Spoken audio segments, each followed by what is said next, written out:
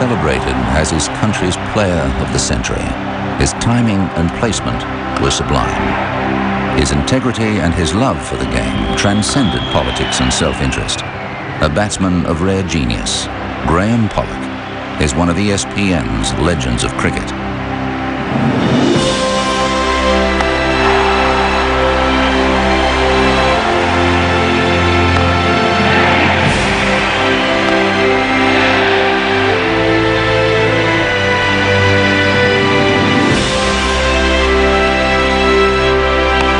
It was literally South African cricket's finest hour, Durban, 1970.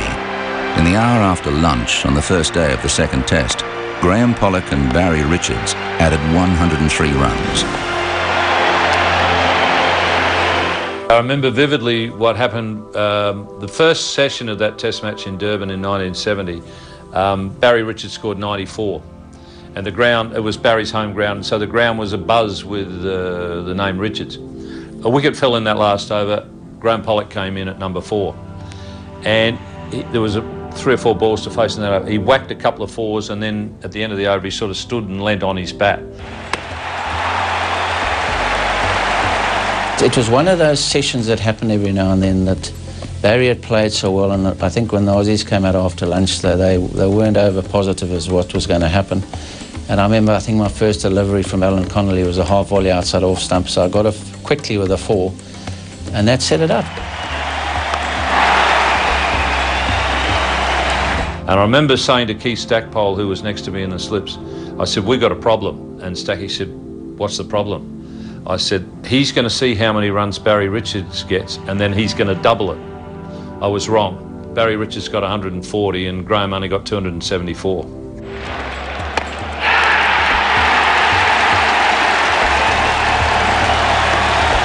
Pollock went on to make 274, at that time the highest test score by a South African. He was a master batsman at the height of his powers. Graeme Pollock will go down as one of the greatest left-arm batsmen that I've had the pleasure to watch. When he got in, he took full control. He could turn a game. He was a tremendous player. Awesome when he got going, awesome. He had terrific style and was a very big and powerful man and could tear bowling attacks to pieces.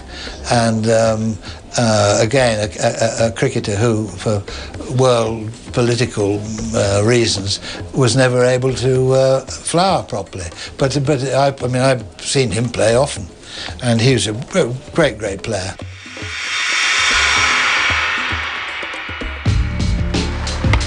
Pollock had a beautifully simple technique, and his judgment of length was instant and almost infallible. I just think that people get a bit over-technical, and I just basically, my basic was, as long as you balanced and your head is still and you watch the ball, that you've got a good chance.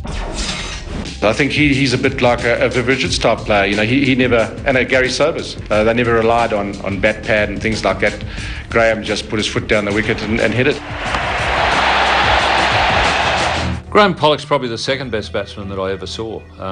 Very aggressive, very strong through the offside, magnificent timer of the ball. And probably the other thing I remember about him was very hard to beat in the flight with spin bowlers. He was a great player. He had this sort of easy, casual approach to but his technique was so correct and so good, and his timing was absolutely perfect. I think he's right up there with Sobers as far as a batsman's concerned, easily. He's got an incredible average. I mean, whatever they threw at him, Graeme Pollock handled. He had a slightly different technique, although it was incredibly aggressive. You know, he spread his legs, he stood there, and he just seemed to be able to hit it in the middle of the bat.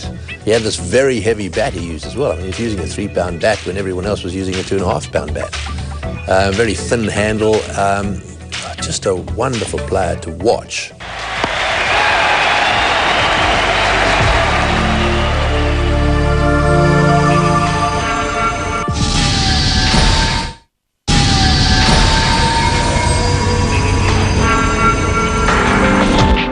Graeme Pollock was playing first-class cricket at 16. he made his maiden century for Eastern Province at 16 years and 335 days of age. At that time, the youngest man to make a Currie Cup century. I played our school first side when I was 13, and they played in the men's first league, which was unusual. So I was playing in men's cricket from 13 years old. I was a fanatic for Australian cricket, and I've always backed them from day one. And the guy that really, to me, was someone that I followed was Neil Harvey, left-hand batsman for Australia, who got so many runs against South Africa. And I think, to me, it was like a challenge that's what I'd like to do for South Africa. And he was my role model, without a doubt.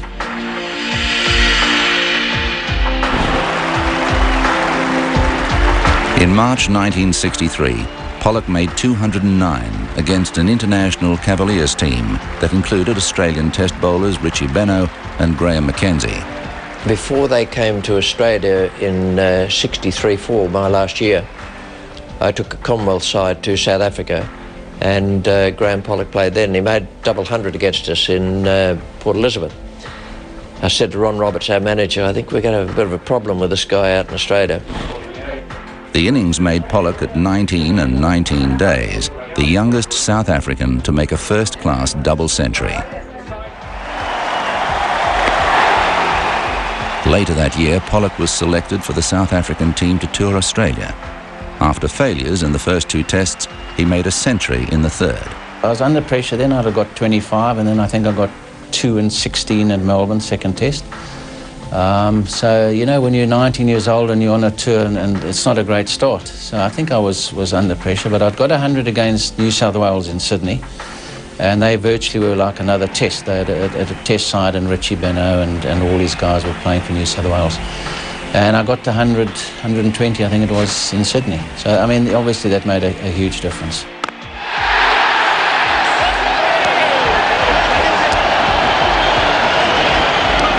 In the fourth test in Adelaide, Pollock made 175, adding 341 with Eddie Barlow. Eddie got 200, I got 175, and you know, we put on the 341. But I think maybe the point you don't realise, and I think Eddie, in fact, at a function a few months ago at Kimberley, said, you know how long we batted for to get 341? And I had no idea, and he said, yeah, we batted for 280 minutes. There's no doubt that through that 63-4 series in Australia that Pollock demonstrated that he was a great offside player. People compared him to Hammond as a great offside player, but there was a suspicion that he might have been weak around leg stump. I always felt he had a weakness around leg stump, but at the same time, his offside play, I think he was as good a player on the offside as any I've ever seen. There was no shot he couldn't play, but it was just his awesome power.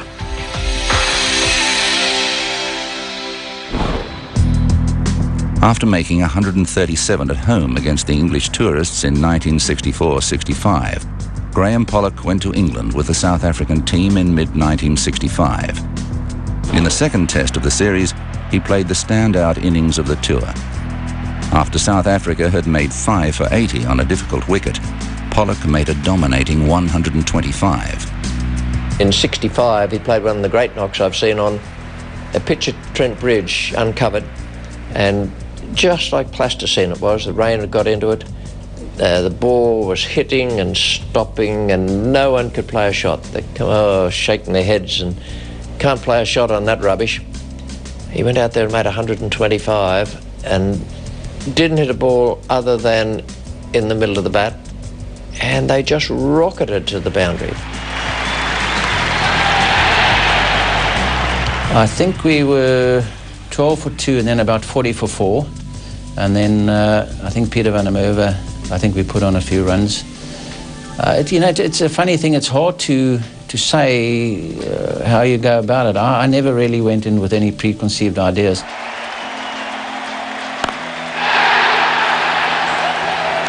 If you look at the whole test in perspective, that it was significant and that we won the test, and it was a wicket that the seamers had bowled well and sides didn't get big scores. So I think in that context, it was probably the best innings I've played.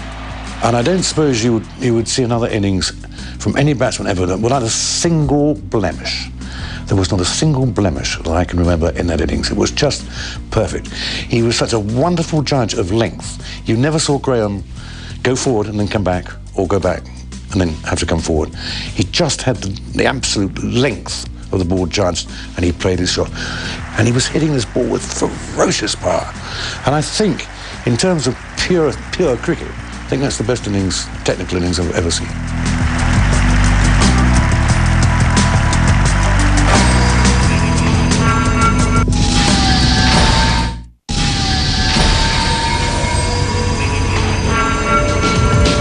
The final delivery from Hawke is sent to the boundary by Pollock. But even before it reaches the fence, enthusiastic crowds scramble over the pickets to congratulate their heroes.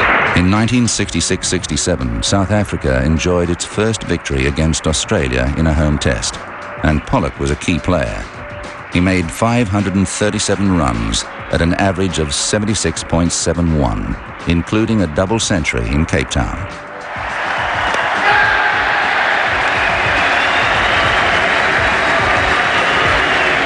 The importance of that tour for South African cricket fans was colossal.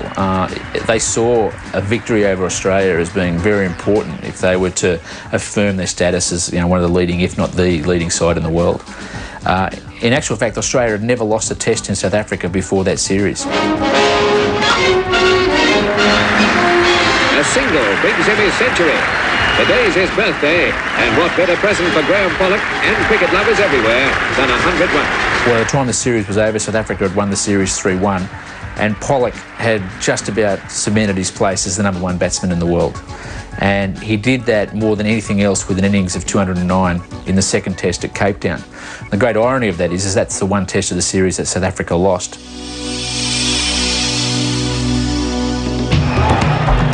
Pollock's perceived weakness around leg stump had now disappeared, and he was now as complete a batsman as any in world cricket.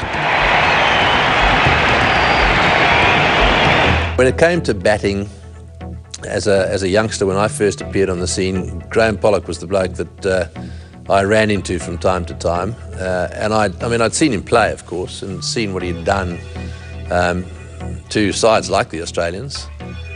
And I felt a little sorry for Graeme, because I don't think he gets the sort of accolades that perhaps he should. In South Africa, he'll always be regarded as a legend, and he'll always be regarded as somebody, along with Barry Richards, probably the best batsman of that era, of that time that South Africa produced. So it's just a pity that he wasn't able to carry his skills into the professional arena, because the professional game came along when South Africa, when they were in isolation, so he could never really take part in that. So the world didn't see the best of him. In South Africa, they probably did, although it was more at first-class level, because they couldn't really see him against other countries, which was a great pity. But there's no question that he was a highly skilled player and a highly talented individual. South Africa did not play Test cricket again until that famous series against Australia in 1969-1970. Apart from his extraordinary 274 in the second Test in Durban, Pollock made 3 other half-centuries, and the South Africans won 4-0.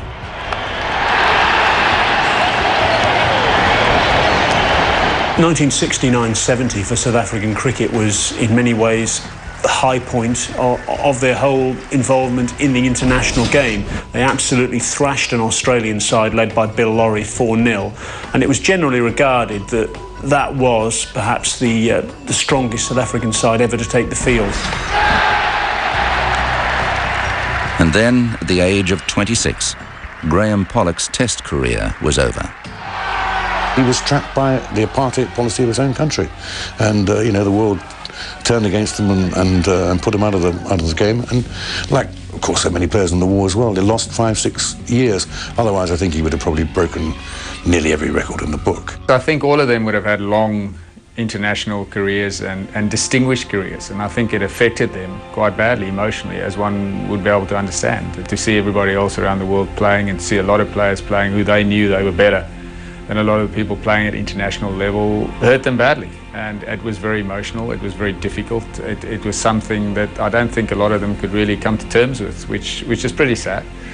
But it was a reality, and as I said, it was a very dark time in South African sporting history, the 20 years of isolation. It meant that a whole generation of players was lost to the international arena. If isolation meant changing South Africa's politics, its cricket, its isolation, if it played a part, then I'm quite happy that I missed out on 22 years.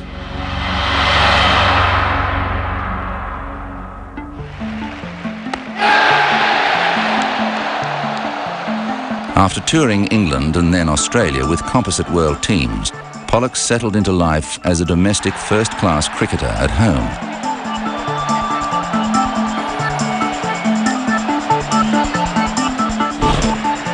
Pollock's only taste of international cricket from 1970 onwards came against rebel touring teams. He has said that he was going to retire after the rebel West Indies team in 83-84.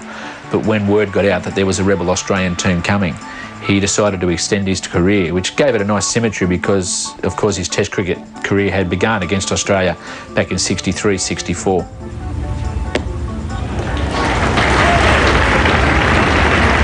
Pollock's last great innings came in February 1987, in his last 5-day match against a rebel Australian team led by Kim Hughes.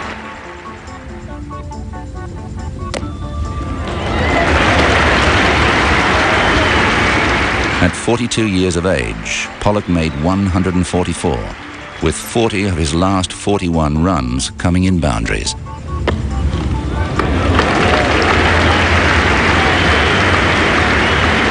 He scored an innings of 144, and for the most part, once he settled in, he did most of them with boundaries, either hitting fours or taking singles, which, as one journalist at the time who saw the game said, he only took singles so he could keep the strike. And it was, by all accounts, a great innings. He was 42, approaching 43. And he got those runs against a pretty fair bowling attack. And he got them in great style, well past his 40th birthday.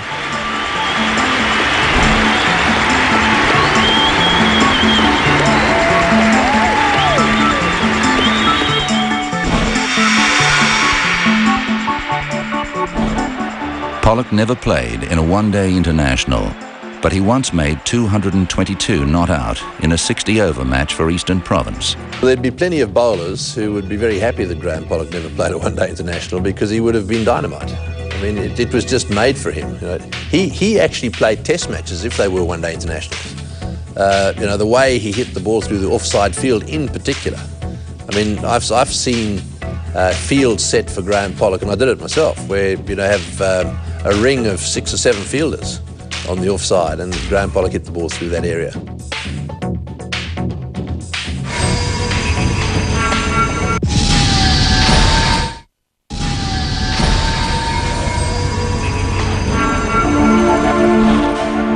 Pollock retired in 1987 with a record 12,409 runs in Currie Cup matches. At an emotional ceremony in Cape Town in 2000, he was named South Africa's Cricketer of the Century. A selection panel sat down to select South Africa's greatest cricketer of the century.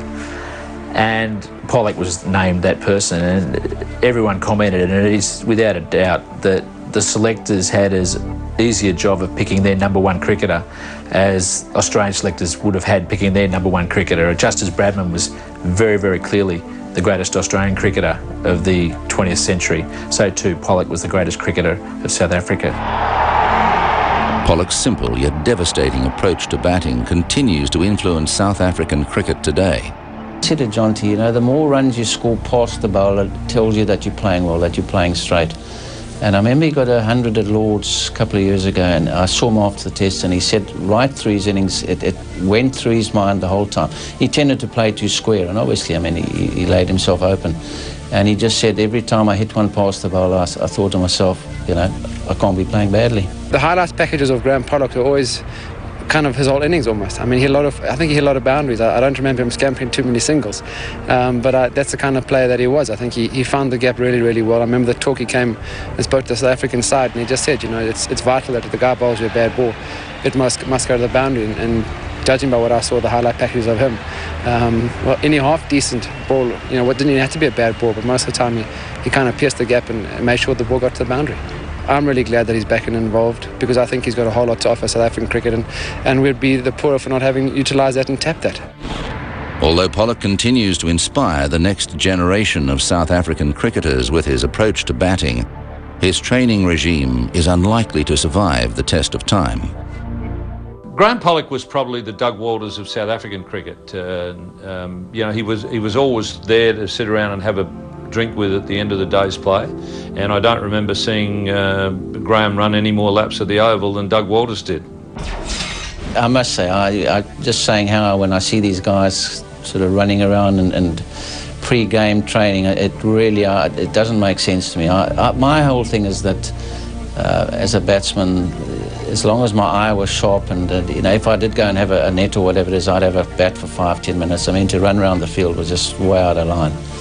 And I just thought I had to conserve energy, hopefully believing maybe I'd spend some time out there. And I just think it's overdone today, I really do. Continuing the Pollock cricketing dynasty is Sean Pollock, Graham's nephew. That whole Pollock family, there's quite there's definitely a passion for the game, and Peter and Graeme and now Sean as well. He was great to watch, made you real proud as a family member. And I think going by what people have said about him in his youth and even in the latter part of his career, he was an exceptional batter and one that everyone enjoyed watching bat.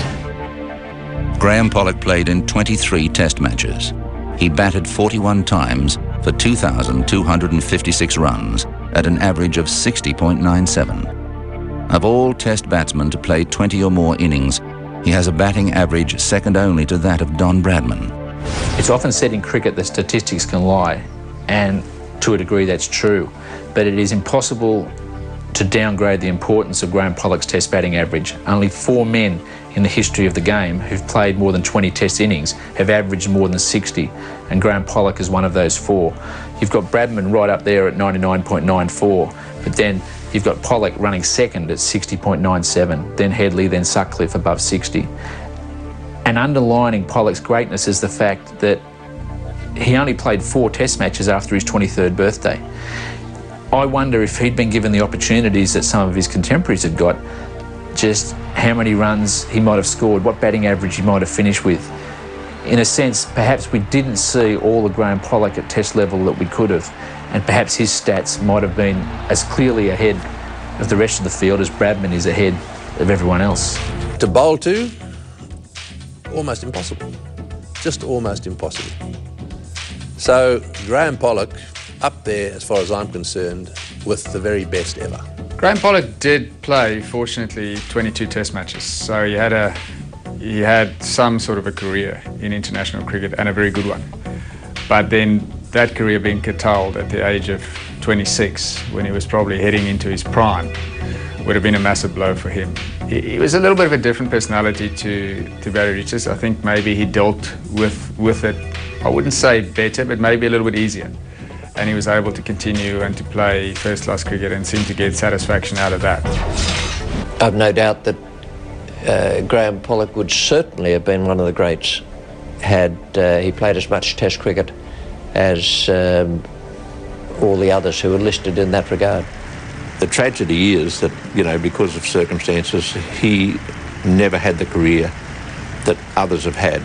To think that all those wonderful years of his youth and that were missing from Test cricket is a tragedy, because he would have been ranked with anybody.